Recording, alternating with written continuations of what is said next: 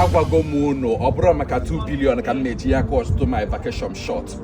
I can't cut my vacation short because of 2 billion naira. If you don't want to patronize me, you go to another place, okay? I cannot cut my vacation short because you want to buy 2 billion naira goods.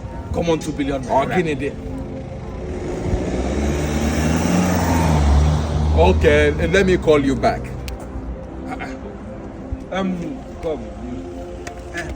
Oh, one of my friend, one of Igbo for so long. So he had that the billionaire Chief Uduakommili is in town. So he came to see you. I'm one of me Forge Makia. Yes, I can celebrate him. You're a celebrity. Who do? The lifestyle cost that you know. Nemako. Keije. Nemako. I have been to Google Nakano, 28 years. From Europe, where but about UK. Even I am going to be in Manchester and the UK entirely. I now go to New Year Festival. Igbo. All I suppose in my masquerade presentation. I went now and say, do not Obuda. Now, he has now to celebrity. People celebrity. I am not a celebrity more. So you can do it. You want to go up to me on a phone or some movie aside? Yes. Okay, what you're saying, you are inviting Chief Uduakommili officially for New Year Festival this year. Masquerade party. Masquerade. Okay. My brother, I'm one more neighbor, mana. Yen chari wake bono boro chika mbialo bodi yini. Ihe mbialo boda vacation. Yes. Can't wake.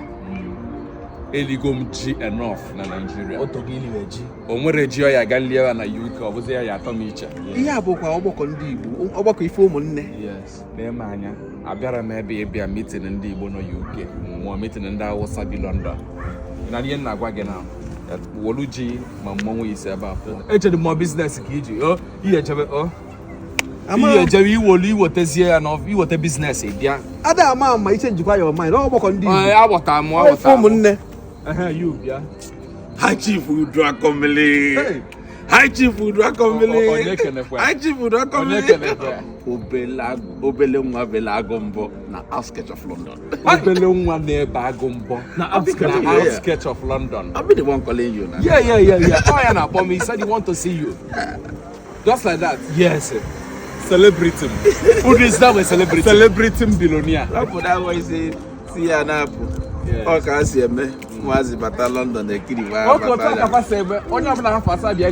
Yes, so our own, you know, about the PRO, and the whole Igbo people in diaspora, especially UK and Europe. So my president and other presidents, not my Europe, has sent them to you. Hi.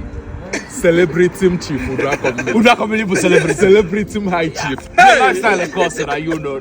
Okay, join the Anyi, you know, to join the union. Okay. Maka Onyemechi. Onyemechi, now what are Yes, you know, maybe Maka Onyemechi. Yes, in war. Nigeria. Back to Nigeria. So, that's basically how. Adi ama mo nyeme gini. So he biala ebe a mo bia bata meeting. Nwo ke nwende yebu n'ozom. Gino onwe ge nwugo. Adi ama onye nwo. My destiny helper. A billionaire ka ga 22 years na this June. Gino wish you small boy like me maka na nwe rapid growth. Gino wish that. Anybody can die. Gino onwe ye ebugodo n'ụzọ nwe ebe ọ bụ na onye ọbụla na nwa anwụ. Iwolo onwe bi ikpom iru ụtụtụ. Otu aka isi eme. Hai. Ma lock inwe bụ na-adị amụọla n'obodo maka chi ọ bụ na a na-amụọla mma amagido ya ọla ebe a magbuo oge nwunyu anya magbuo oge amagbuo ebe nwa mana ifu nkwa na-ekwe gị one promise mma edebe ụla mgbe ọ bụ nata Nigeria mgbe flight ebe ọ bụ na mma amagido ya ọla magide ya magbuo nkwa gị n'ụla dị ha na-eme anyị emeli ihe ọla nwa carry over from UK to Nigeria wolo ọla magbuo oge asị who died after a brief ọla High Chief.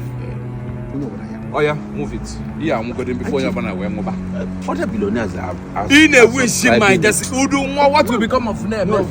To go not the corner, shift and I don't know, but obviously shift the chair in a prayer. What's when I cock a muddy? Upon a man, Salonian KG or former Jelly H. Makachi, Matuyalo in the UK.